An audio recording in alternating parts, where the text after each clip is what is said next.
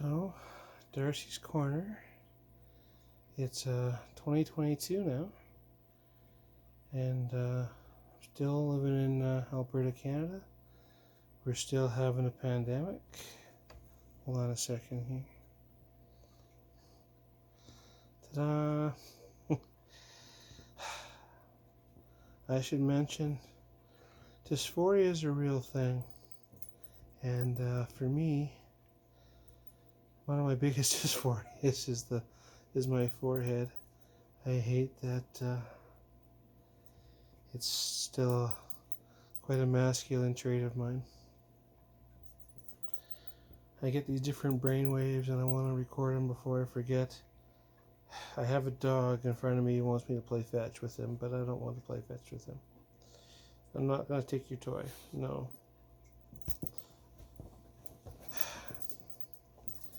It is ironic that the brainwave that I had tonight that I wanted to talk about, I was thinking about the animal kingdom and how we interact with it.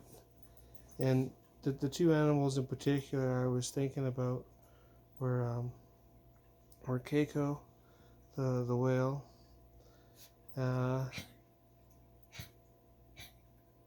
and I forget the other whale, but the one on Blackfish anyway. But Keiko was the one from Free Willy. The one on Blackfish was the one that unfortunately killed several people. The one on Free Willy didn't kill anybody. And I was thinking about Coco the gorilla. And this is going to be a Save the Whales type talk. So if you're not interested in that crap, you click away, that's fine. But it occurs to me that we're really dropping the ball as a species, as humanity, when it comes to recognizing sentient beings. Because we have the ability to teach primates and to teach sentient beings like killer whales and dolphins and similar ocean creatures. We have the ability to teach them to communicate with us. And we know for a fact now, like it's documented, that these are higher intelligent animals. And I think it's wrong that we keep them as pets, or that we treat them like property, or that we kill them indiscriminately because it's convenient for us to do so. I mean, what do we learn from Coco the gorilla, right? If you go back and watch the different documentaries and stuff on her, she was a very intelligent creature. She had pet cats. She was, by our standards, an animal, and she would occasionally throw fits. At one point in time, I think she ripped out her sink, and she blamed it on the cat. That's something that a little kid would do. They would they would commit a crime of some sort, and then they would blame it on the dog or the cat. But in spite of those things, she would have full-on conversations with human beings, right? There's documentation of her meeting Mr. Rogers and meeting Robin Williams and talking to them and telling them she loved them. And she loved Mr. Rogers because she'd been able to watch Mr. Rogers' television programs. That's amazing that she knew who Mr. Rogers was and could have a conversation with him. There's been other examples of humans teaching orangutans and whatever how to do sign language, how to communicate. There's other documentation of people in forest fire situations, and there's a video of this guy. He's got an orangutan on his back and he's hauling it out of the forest, out of a forest fire situation. This was a wild animal, but it was tame enough that it recognized help when it was there. Well, we could there's no reason why we couldn't teach these communication skills to enough of these creatures in a way that's humane, and keep them in their populations or return them to their populations if we take them out of their population for a while, and have them spread those skills and share them. The only difference between the reason humans have become advanced as we have is because we have these communication skills, and then we can share that shared knowledge.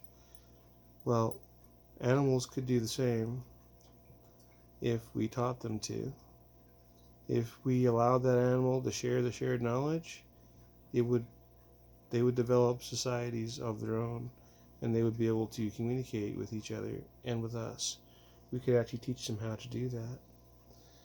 When they were trying to release Keiko into the wild because of the Free Willy thing, they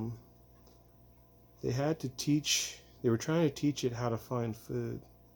And so the way they did that is they used symbols, and they put them on different items on the floor of the ocean, or their tank, wherever they had it in, and they would put like a star or a triangle or something to tell it that food was there. If you can teach that animal what a symbol is and how to select that symbol, you can teach it how to read. I mean, you can do very rudimentary symbols, obviously, like if it's a square or a triangle or a circle or something. That's very, very rudimentary. But that means you can teach that animal yes and no. Well, you can communicate a tremendous amount of information with yes and no. Well, if we can teach one, we can teach 100. They're all capable of learning that. That means we're capable of communicating with other species. And that also means, really, that we should recognize those species as sentient beings who have thoughts and beliefs and deserve to be respected as such. Therefore, we should not hunt them. There's no excuse for hunting the killer whale. We don't need to eat them. I don't think there's any excuse for hunting humpback whales or gray whales either, for that matter. We don't need to eat them either anymore. There was a time in societies where we had to hunt these animals to live ourselves, but we're past that time in humanity. We can stick to eating cows, or seals for that matter. I'm not saying that we should all go vegan, or that every animal should be treated like a human being, but there are sentient animals, and I think that they should be respected. And it amazes me that we haven't advanced more as a species ourselves to establish communications and communication colonies with these different types of animals, because we could do it. It's been done. If Coco the gorilla was capable of having a conversation, every gorilla is capable of having a conversation. And the orangutans are the same.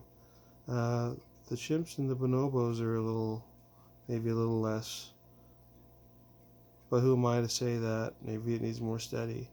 Maybe we would benefit as a people from learning more from other animals that are sharing this planet with us. Anyway, it's kind of a silly thing to think about, I guess. We have so many other problems in life. But, elephants was the other one I was thinking about. Because again, we can communicate with them too. And there are societies in humanity today where we do work with elephants. It's just unfortunate that oftentimes they torture them when they're little, so that they will listen to people all the time. And maybe we could find a better way of coexisting. Anyway, that's a Darcy's Corner for Save the Whales, and why don't we try to advance as a society, as a human society, and care more about one another. The things I think about, huh? Anyway, Darcy's Corner. Hope I didn't bore you too much. Peace.